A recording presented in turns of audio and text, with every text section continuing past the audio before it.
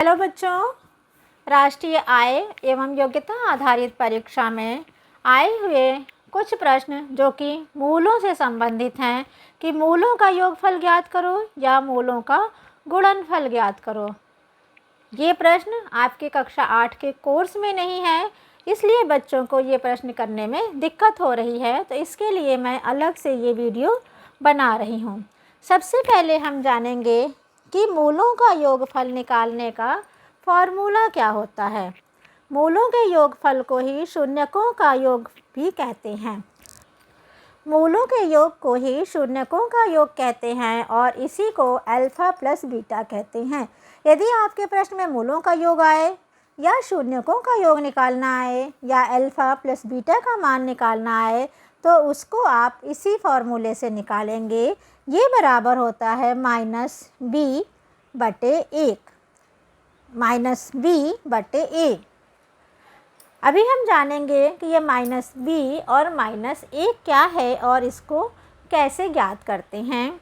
मूलों का गुणनफल निकालने का फॉर्मूला होता है, मूलों के गुणनफल को ही शून्यकों का गुणनफल कहते हैं या अल्फ़ा इंटू बीटा भी कहते हैं।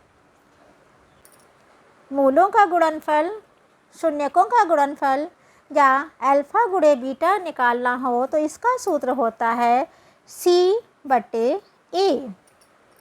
मूलों का योगफल या मूलों का गुणनफल ज्ञात करने के लिए हमें सबसे पहले a, b और c निकालना सीखना होगा। हम तभी इस सवाल को कर पाएंगे जब हम a, b और c निकाल पाएंगे।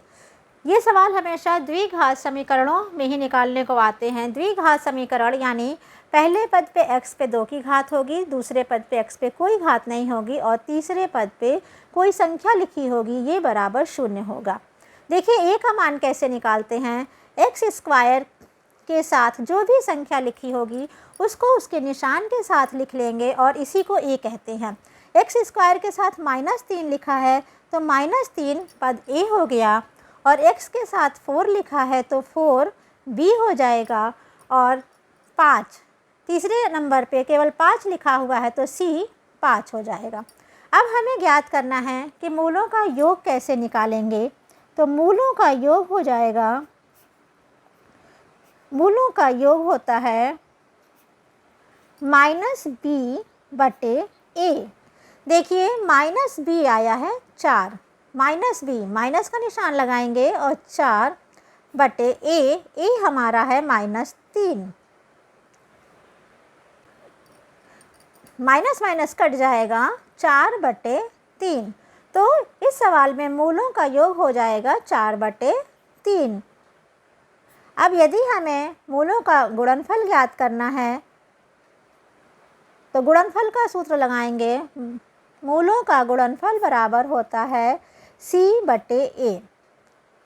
c हमारा आया है 5/a है -3। माइनस हर के साथ नहीं लगता है तो माइनस ऊपर चला जाएगा, ये हो जाएगा -5/3।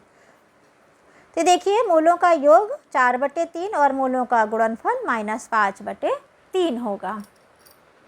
इस प्रश्न में देखिए हमें मूलों का योग निकालना है और मूलों का गुणनफल निकालना है।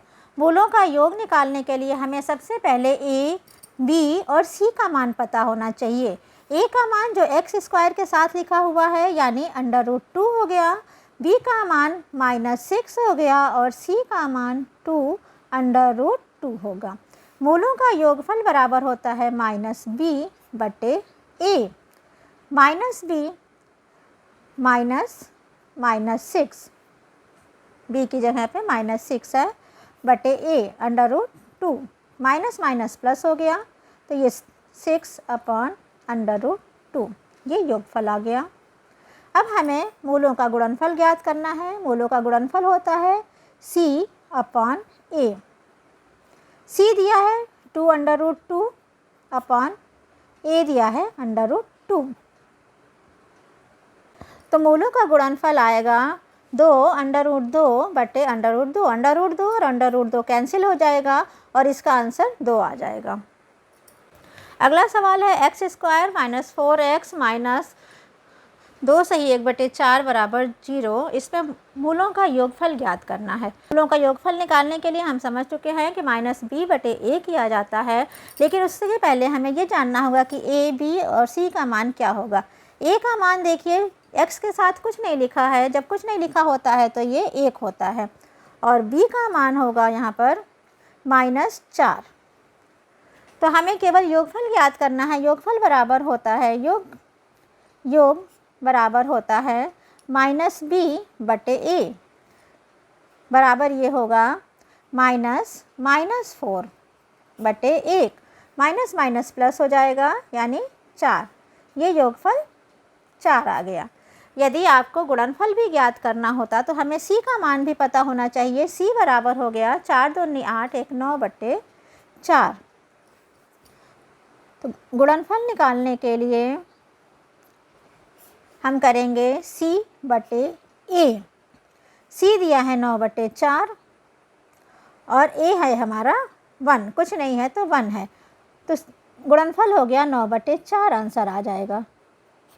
इस तरीके से आप किसी भी सवाल में मूलों का योगफल और मूलों का गुणनफल आराम से निकाल सकते हैं। धन्यवाद।